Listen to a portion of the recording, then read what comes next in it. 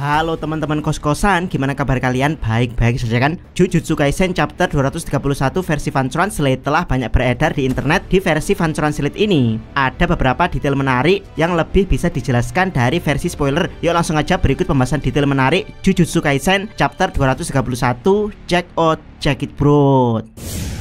Pertama, penjelasan detail pukulan Gojo. Di versi Fan Translate, kita akhirnya mengetahui detail penjelasan tentang pukulan Gojo. Pertama-tama, soal panda yang ingin dipukul Gojo di spoiler. Sebenarnya bukan ingin dipukul, tapi ingin memukul. Jadi panda merecehi pertanyaan Kusakabe tentang siapa yang pernah dipukul Gojo dengan serius. Panda menjawab kalau dia pernah memukul Gojo dengan serius, tapi tidak bisa karena ada Infinity yang menghalanginya. Jadi panda ingin merecehi alias membercandai pertanyaan Kusakabe, karena tidak mungkin ada seorang penyihir jujutsu yang ingin dipukul Gojo secara serius. Tentu saja jokes panda ini garing seperti biasanya, karena Abdikos pun ketika membaca bagian ini merasa kalau panda cukup cringe. Pada akhirnya Yuta dan Hakari serius menanggapi Kusakabe kalau mereka pernah dipukul Gojo dengan lumayan serius, tepatnya dihajar dengan teknik limitless. Yap, sebelum kita melihat Gojo melatih tim 7-nya sendiri, sebenarnya Gojo sudah melatih para kakak kelas Yuji,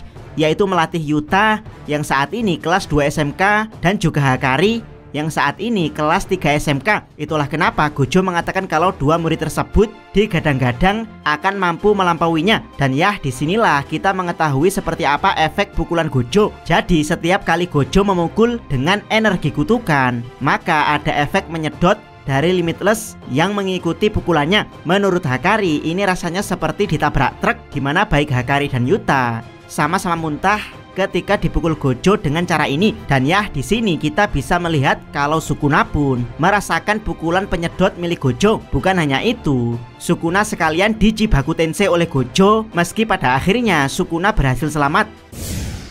Kedua, alasan kenapa Nanami tidak menyarankan Gojo sebagai acuan penyihir. Di spoiler kita mengetahui Nanami menyarankan Yuji untuk tidak menjadikan Gojo sebagai acuan jika Yuji serius ingin menjadi penyihir jujutsu. Disinilah kita mengetahui alasan pastinya, yaitu karena teknik fatal yang berusaha mati-matian dilakukan Nanami bisa dilakukan Gojo hanya dengan bercanda. Rasanya Nanami seperti tidak ingin melanjutkan usaha kerasnya karena ada orang seperti Gojo yang bisa melakukan hal tersebut dengan main-main. Yap, dari sini kita tahu kalau menjadi kuat itu adalah motivasi karena memberikan rasa optimis, tapi menjadi terlalu kuat justru malah menimbulkan pesimis untuk orang lain.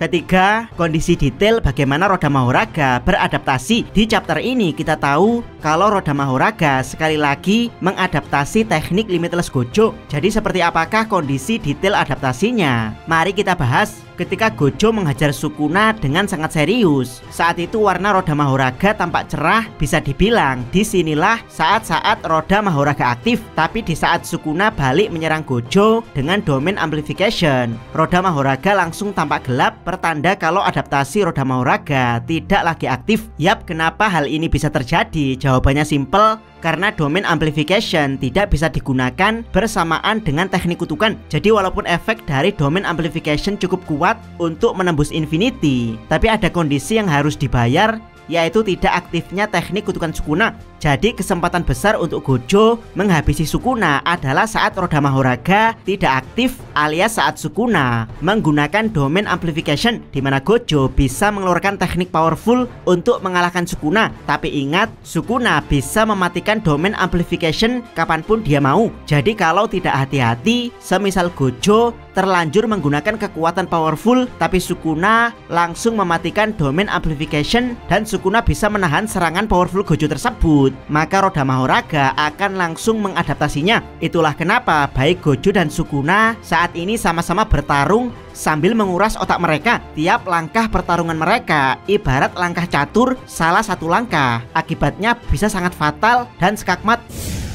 Keempat, kondisi bagaimana Roda Mahoraga tidak beradaptasi. Jika sebelumnya Abdikos menjelaskan detail bagaimana kondisi Roda Mahoraga ketika beradaptasi, berikutnya Abdikos akan coba membahas bagaimana kondisi ketika Roda Mahoraga tidak beradaptasi. Tapi pembahasan ini tidak detail alias masih sebatas teori. Jadi setelah Roda Mahoraga berhasil berputar mengadaptasi serangan brutal Gojo sebelumnya, Roda Mahoraga kemudian berhenti berputar, namun roda tersebut masih tampak berwarna cerah, yang itu artinya roda tersebut siap mengadaptasi lagi. Dimana di sini bisa kita lihat kalau Sukuna pada akhirnya berhasil adu hantaman dengan Gojo. Nah, teori Abdikos, disinilah kondisi Roda Mahoraga tidak beradaptasi karena serangan seperti ini sudah diadaptasi sebelumnya oleh Roda Mahoraga. Jadi ini membuat dilema baik pada Gojo dan Sukuna. Di lain sisi, Sukuna butuh Gojo untuk mengeluarkan serangan yang lebih dahsyat, tapi Gojo tidak akan mudah melakukan ini karena serangan tersebut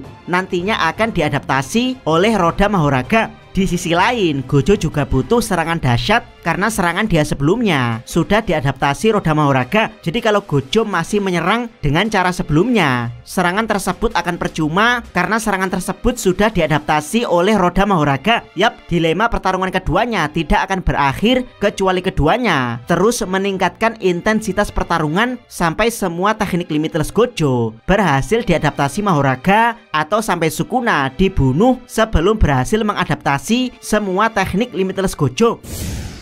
Kelima, tidak ada draw, pertarungan ini akan sampai mati. Yap, sebenarnya ada cara mudah untuk menghentikan dilema pertarungan Gojo dan Sukuna yang sudah ke tahap tidak bisa dihentikan, yaitu Gojo dan Sukuna berdamai dan pulang ke rumah masing-masing dengan tenang.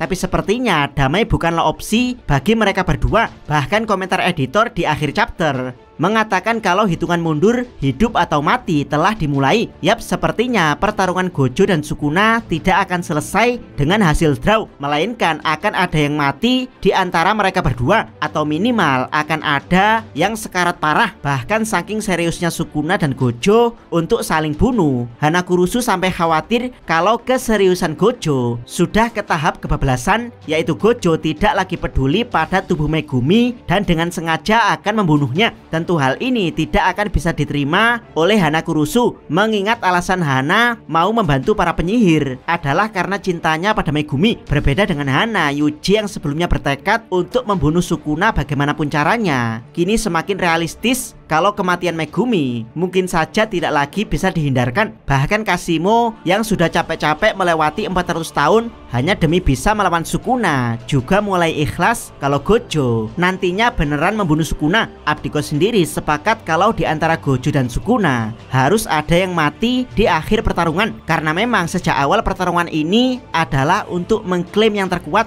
Sukuna yang terkuat sepanjang sejarah menantang Gojo yang terkuat di era modern. Pemenangnya akan mendapat gelar terkuat sepanjang masa. Jika hasilnya draw atau tidak ada yang mati, maka gelar tersebut belum bisa disematkan. Jadi hasil akhirnya memang harus mati atau sekarat parah, yang membuat salah satu di antara Gojo dan Sukuna kehilangan kemampuannya sehingga mereka tidak bisa lagi mengklaim gelar terkuat mereka. Bagaimana menurut teman-teman? Silahkan tuliskan komentar kalian di bawah. Jangan lupa subscribe channel Takos dan jangan lupa share video ini. Abdikos, salam Mi.